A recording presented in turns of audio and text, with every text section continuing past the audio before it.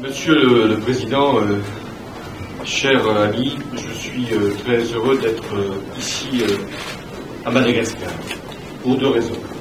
D'abord, parce qu'il y a bien longtemps qu'un président de la République française n'était pas venu à Madagascar.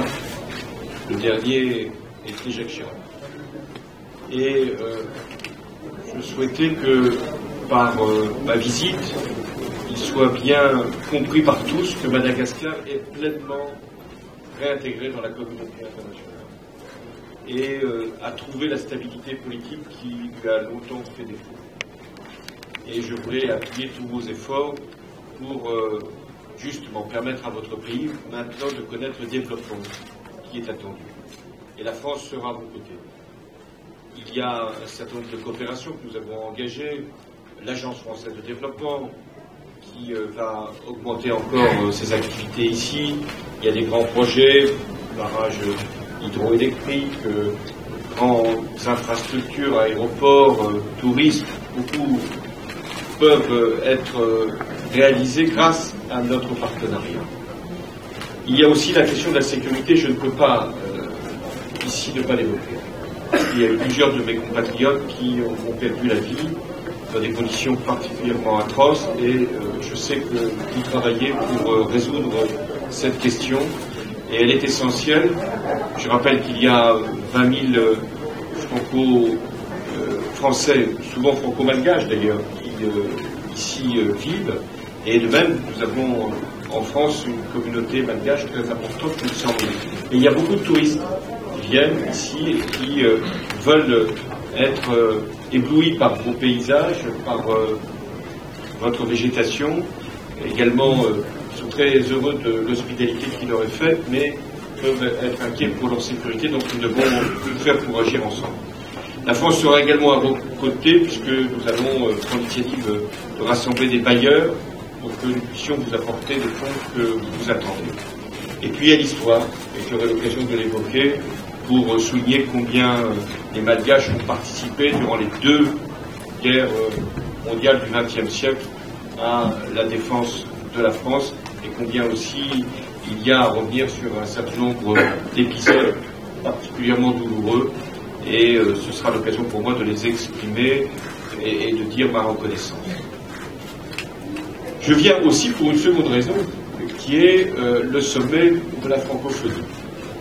Et là encore, pour vous dire que c'était un défi considérable d'organiser un événement de cette importance. C'est d'ailleurs la première fois depuis l'indépendance de Madagascar qu'il y a un sommet rassemblant des dizaines de chefs d'État et de gouvernement, de multiples délégations, et ce succès vous honore et confirme la capacité de Madagascar à pouvoir accueillir une manifestation internationale aussi élevée. Et la francophonie, ce n'est pas simplement un rassemblement de chefs d'État et de gouvernement. C'est l'affirmation d'un certain nombre de valeurs et de principes et d'engagements. D'abord pour la langue française. Nous sommes ici pour que la langue française puisse avoir toutes les conditions pour permettre à celles et ceux qui veulent la parler de pouvoir le faire. C'est donc une volonté de pluralisme. Et nous devons défendre les droits d'auteur, nous devons défendre les créateurs, nous devons défendre tous celles qui s'expriment en français. Et dans tous les domaines de la création artistique. La francophonie, c'est aussi des valeurs politiques.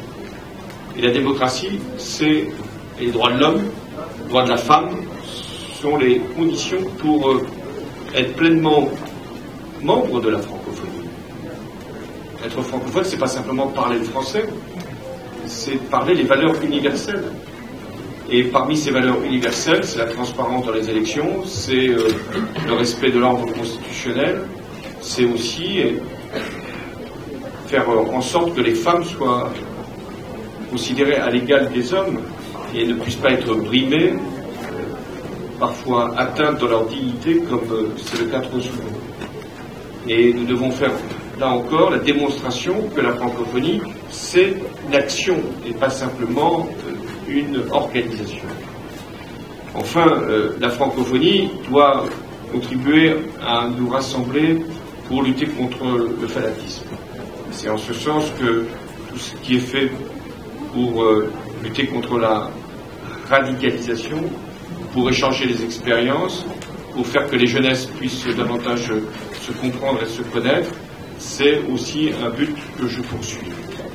La francophonie, c'est également une solidarité dans les épreuves, j'ai évoqué le terrorisme, mais également par rapport à l'enjeu du réchauffement climatique, et là encore, l'accord de Paris doit se décliner, c'est-à-dire en français, et dans l'espace francophone.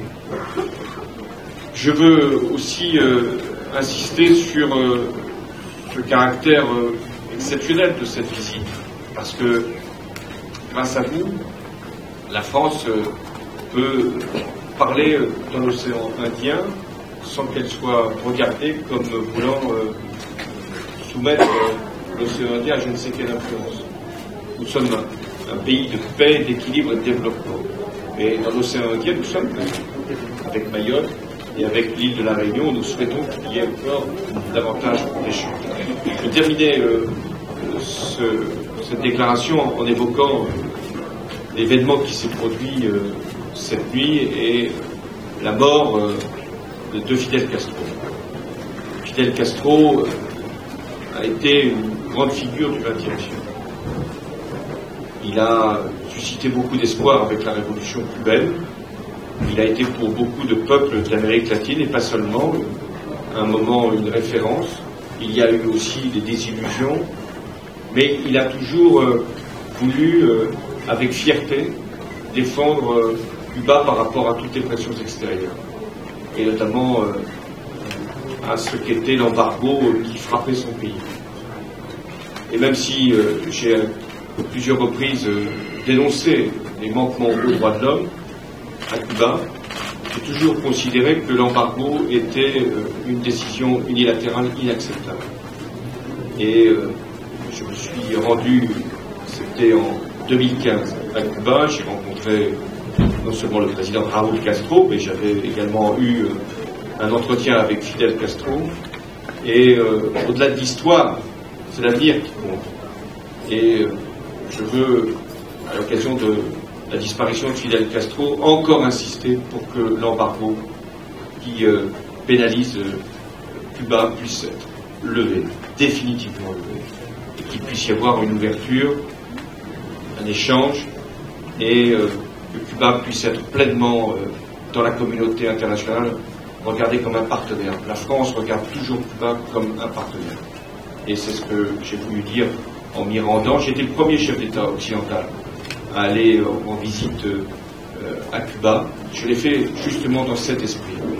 Faire que nous terminions avec la guerre froide, elle était finie depuis longtemps, mais elle demeure, ou elle demeurait encore à Cuba. Et puisque je dois saluer la mémoire de Fidel Castro, je le fais. Mais en même temps, je veux que ce soit un message d'avenir et d'espoir pour le peuple cubain. Et bien sûr, j'adresse toutes mes condoléances à Raúl Castro, qui est venu en visite d'État à Paris, au peuple cubain, pour lui dire qu'il peut avoir la fierté d'avoir été une île face à toutes ces pressions, et qu'aujourd'hui, c'est de l'ouverture et des échanges dont il faut parler.